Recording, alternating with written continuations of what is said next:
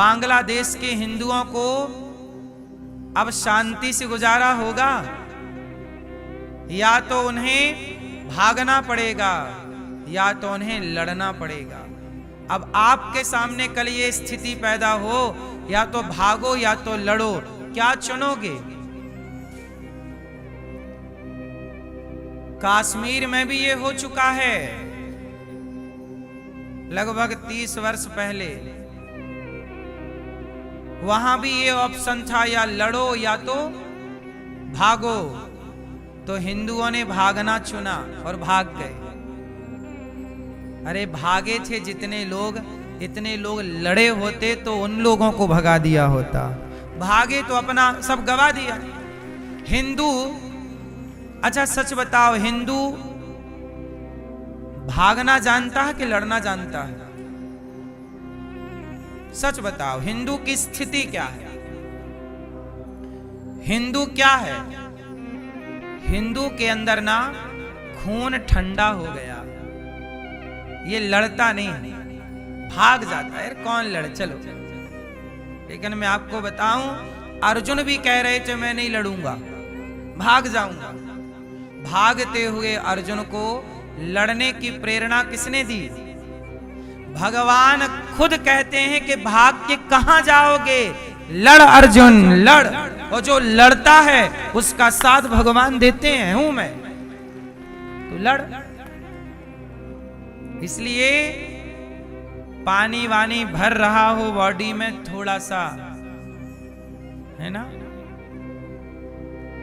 पानी ना भर जाए नसों में, खून ही रहे, कमजोर पड़ जाओगे तो भागे। हिंदू भागने में बड़ा माहिर है, दुम दबा के भाग जाता है। हाँ, ऐसे हो जाएगा। सच बताओ, आप में से किस किस के घर तलवार है? हैं? देखो, डंडा भी नहीं रहता हिंदुओं के घर। हिंदुओं के घर डंडा भी नहीं है। तुमने डंडे भी रखने बंद कर दिए।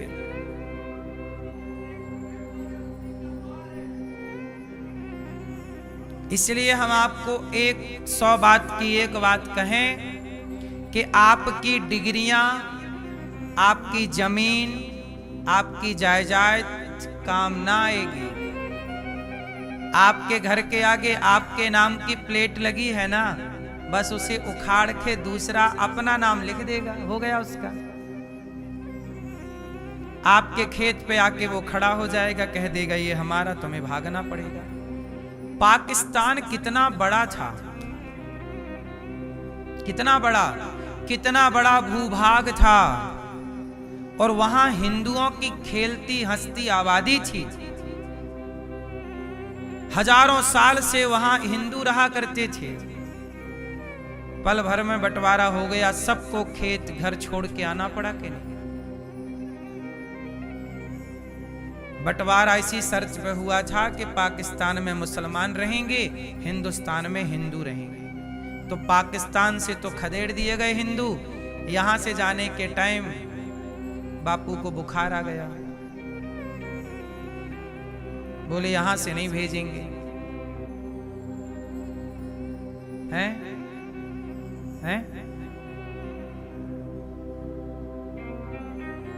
अब देखो, तसल्ली आप कैसे भी कर लो, आप तसल्ली कर लो किसी का भी नाम लेके।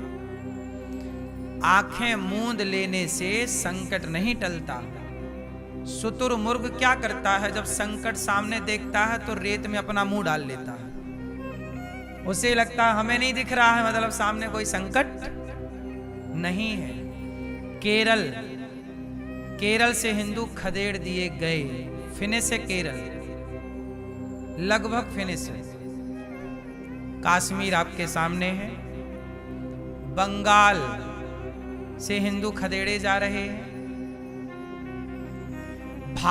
यूपी में कितने शहर हैं जहां हिंदू अल्पसंख्यक हो गए। अभी मेरे पास एक बच्चा आया, बोले महाराज जी हम अपने गांव से भाग रहे हैं क्योंकि हमारी आबादी हो गई कम, विधर्मी हो गए। अब जिस गांव में वो पीढ़ियों से रहे, आज वो गांव छोड़ के भागना, अब क्या कर लो। आज अभी 2025 की बात कर रहा हूं, भारत की यूपी की बात कर रहा हूं। गांव से हिंदू खदेड़े जा रहे हैं। बस आप लोग अभी इस बात से खुश हैं कि उनके घर में आग लगी है, हमारे घर में थोड़ी लगी है। भूल गया हिंदू कि आग उनके घर में लगी है तो आग तुम्हारे घर तक भी आने में बहुत देर नहीं। सुनो, जंगल में 2 शेर थे। जंगल में 2 शेर रहते थे। एक शेर जवान था, एक शेर थोड़ा सा बूढ़ा था। दोनों की अच्छी मित्रता थी, फ्रेंड हैं, दोस्त हैं। बूढ़ा शेर और जवान शेर में एक दिन कुछ कहा सुनी हो गई, आपस में मतभेद हो गया, मनभेद हो गया, दोनों में कट्टी हो गई। बात नहीं करेंगे अब, चलो। बूढ़ा शेर अब कुछ बूढ़ा और हो गया तो जंगल के कुत्तों ने बूढ़े शेर को घेर लिया कि अब तो ये बूढ़ा हो गया और इसके जवान दोस्त से इसकी बोलचाल भी नहीं है, चलो अब इसे मार डालते हैं। तो जंगली कुत्तों ने बूढ़े शेर का शिकार करना स्टार्ट किया, उसे नोचने लगे। जवान शेर को पता चला कि मेरा दोस्त संकट में है, दौड़ पड़ा और जवान शेर आया दहाड़ा, सारे कुत्ते भाग गए। तो उन कुत्तों में से एक कुत्ता बोला कि भाई आपकी तो खटपट थी, आप क्यों इसकी मदद करने आ रहे हो, मर जाने दो। तो जवान शेर ने जो कहा वो सारे हिंदुओं को सुनना चाहिए। जवान शेर ने कहा कि देखो, आपसी मतभेद मनभेद थोड़ा बहुत हो तो ठीक है, कोई बात नहीं, पर आपस में इतने भी मतभेद मनभेद मत पाल लीजिएगा, आपस में इतने भी मत लड़ जाइएगा कि तुम्हारे लड़ाई का फायदा ये कुत्ते उठाने लग जाए।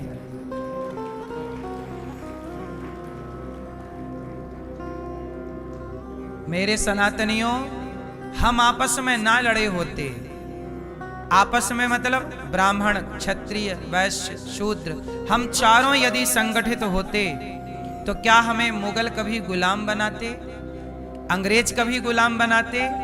हम गुलाम इसलिए बने, हम आपस में ऐसे लड़ गए कि हमारी लड़ाई का फायदा कुत्तों ने उठा लिया। हमारी लड़ाई का फायदा किसने उठाया? जोर से। इसलिए आज मुझे वचन दीजिए कि कितने सनातनी ब्राह्मण क्षत्रिय वैश्य शूद्र ये सब भूल करके एकजुट होकर के रहेंगे।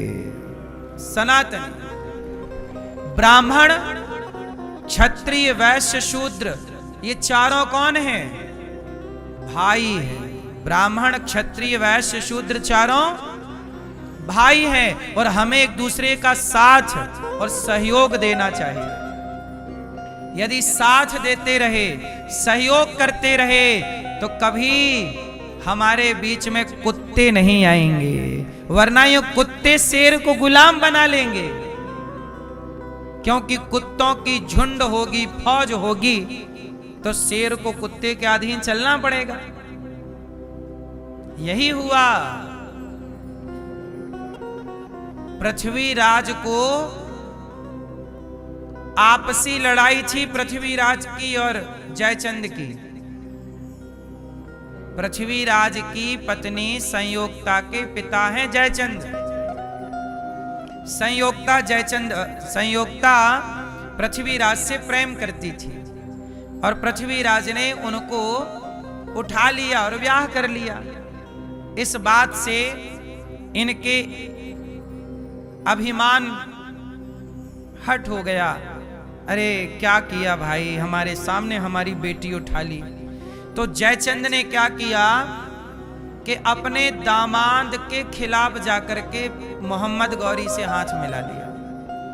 आपसी लड़ाइयां बुरी नहीं है, ठीक है, चार बर्तन होते हैं, खटपट होती है, लेकिन आपसी लड़ाइयों का मतलब ये नहीं कि कुत्ते फायदे उठाने लग जाए। और कुत्तों ने उठाया। पृथ्वीराज जैसे महापुरुष को पकड़कर धोखे से ले गया, आंखें फोड़ दी। और जयचंद कहां गए? जयचंद को कहो कि अब उनकी बेटी संयोगता जिंदा जल गई, जौहर कर लिया, केवल बाप की गलती के कारण। बाप को अभिमान था, तुम्हारे इस एटीट्यूड ने तुम्हारी बेटी की हंसती खेलती जिंदगी बर्बाद कर दी। तुमने बेटी को विधवा करने के लिए तुमने दुश्मन से हाथ मिला लिया। ऐसी गद्दारी, ऐसा ईगो, ऐसा अभिमान। इस तरह की अकड़ का क्या करोगे हिंदुओं, कि जिस अकड़ के कारण तुम्हारी बहन बेटी ही विधवा होगी और उसी के बलात्कार होगा। संयोगता जिंदा लग जाती यदि मोहम्मद गौरी के हाथ, तो बताओ क्या वो छोड़ता? और इसका दोषी कौन है? जयचंद। और जयचंद कौन है? संयोगता जी के पिता। ये हिंदुओं की स्थिति है। अपनों का साथ नहीं देंगे, मोहम्मद गौरी का साथ देंगे। ऐसे गद्दार ना होते तो ये देश कभी गुलाम ही ना होता। बात सही है कि गलत है? इसलिए अभी भी संभल जाओ।